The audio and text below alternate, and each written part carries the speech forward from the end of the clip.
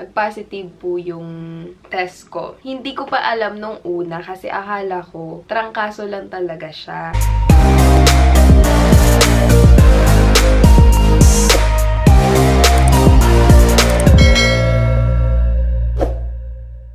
Okay. Hi, guys. So, hindi ko alam kung paano ko sisimulan to.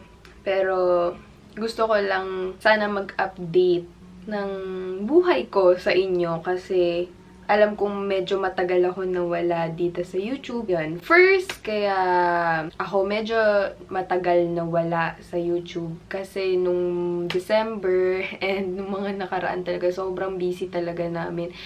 And ako kasi yung nag-e-edit ng sarili kong vlog. Actually, madami akong nakatambak na mga vlogs kaso hindi ko lang talaga na-edit kasi nga wala akong time mag-edit. Kasi syempre, pag mag-e-edit ka, kailangan mo talaga ng ilang oras. Yun yung reason kung bakit hindi ako nakakapag-vlog nung mga nakaraan. And second, sabi ko, sisimulan ko siya ng first week ng January na mag-vlog na ako na mag-vlog, magko-content ako na magko-content. Kaso, may nangyari. Ito na nga. Ewan ko kung halata pa rin sa video yung aking boses na medyo garalgal pa and may sipon pa. Naisipan ko din na mag-video ngayon kasi nga tingnan nyo naman, kakatapos ko lang magtrabaho. Kakatapos ko lang gumawa ng video.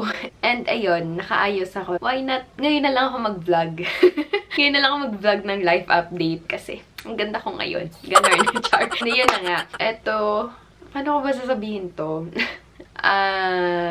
Yung mga close friends ko, siguro alam to, yung nangyari sa akin, first week ng January. Nagkaroon po ako ng COVID. Nag-positive po yung test ko. Hindi ko pa alam nung una kasi akala ko trangkaso lang talaga siya. Kasi sumabay pa yung pagkakaroon ko ng menstruation nun. So, parang binaliwala ko lang siya nung una. Then, kinabukasan, sobrang lalala na ng pakiramdam ko. Nangihina na ako. Hindi na ako makabangon. Hilong-hilo ko at sobrang init ng katawan ko. Thankful na lang ako. Nasa tabi ko si Ned kasi siya talaga yung nag-alaga sa akin nun. And talagang hindi niya ako pinabayaan.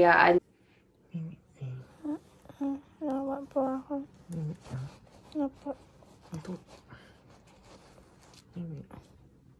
Ang baby. Baby ka? Napo. Yes. Lamig? Napo. Ang lamig po.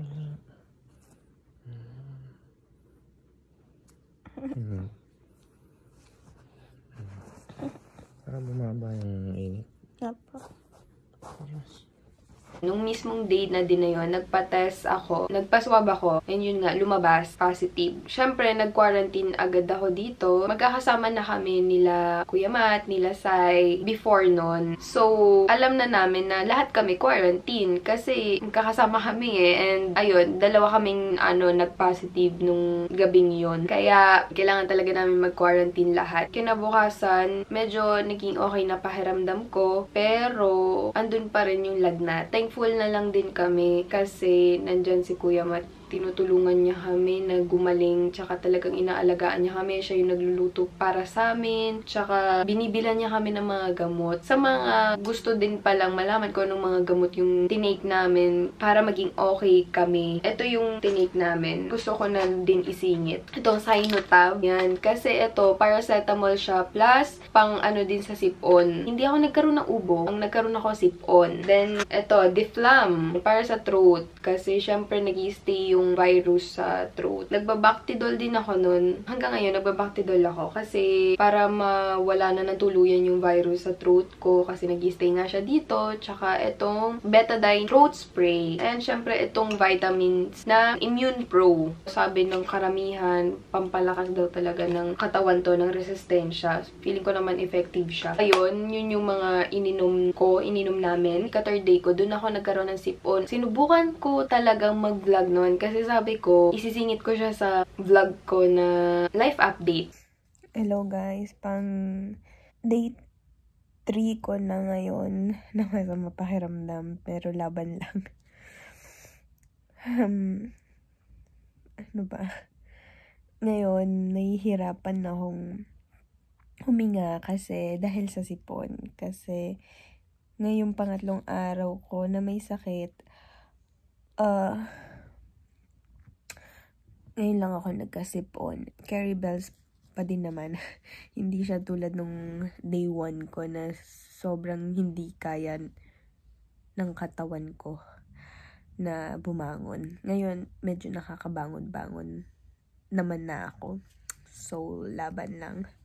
Makikita nyo na talagang malala yung condition ko pa nun kasi nga, di talaga ako makapagsalita dahil sa sipon ko. Kailangan kong kayanin na gumaling talaga kasi kailangan nyo din tulungan yung sarili nyo. Kung meron man kayo ngayon na simptomas, alam ko marami sa atin ngayon ang nagkakatrangkaso. Akala trangkaso lang, akala flu lang, yung simpleng flu lang. Pero pag nakita nyo yung mga symptoms na to, agad-agad quarantine na kayo, mag-isolate na kayo guys kasi di biro talaga ngayon kasi sobrang bilis niya mag-spread ngayon. Thankful na lang talaga tayo kasi mild lang siya and syempre mga fully vaccinated tayo. Kaya yung sa mga unvaccinated dyan, magpa-vaccine na kayo please kasi mahirap talaga ngayon kasi nga talagang mabilis mag-spread ang virus. Ayun, yun na nga yung nangyari. Ang dami ko na nasabi. Yung day 4, medyo nagiging okay na ako. And yung day 5, day 6, yan, hanggang ngayon, day 7, ito, ang nararamdaman ko na lang is itong baradong ilong. Pero ngayon, medyo okay na yung ilong ko. Hindi na siya talagang tumutulo, ganung level. Kaya nakakapag-vlog na ako, kaya nakakapag-update na ako sa inyo, guys.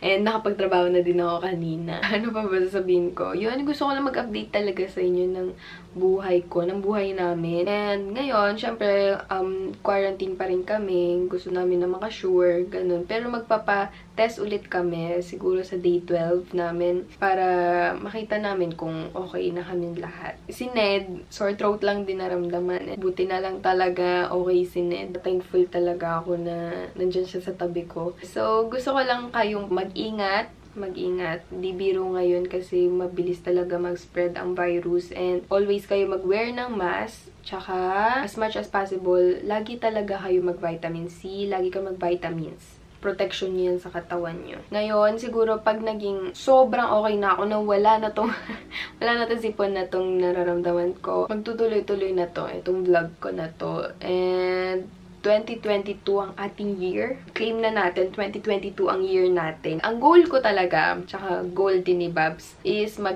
first, gaming PC talaga. Yung gusto namin ni Babs na ma-achieve. Una, sunod, ngayong 2022 is kotse. Yan, first car namin. And alam kong matutupad namin yun ngayong 2022. Magkakaroon kami ng kotse, tsaka magkakaroon kami ng gaming PC. Alam kong ito na yung year na ibibigay ni Lord yun sa amin. And syempre, baka kung palarin man ni Lord, baka ito din yung year na magkaroon kami ng bahay o sariling bahay. Trust lang tayo sa plan ni Lord. Nagtatrust lang talaga ako sa plan ni Lord kung ano man yung ibibigay niya sa amin. And syempre, kailangan din namin ng konting hard work. Talagang kahit gaano ka-busy ako ngayon, sisipagin ko talaga na mag-vlog at mag-content para sa inyo. Syempre, guys, makikita nyo ako, active ako sa TikTok. Makikita nyo ako sa TikTok, active ako doon.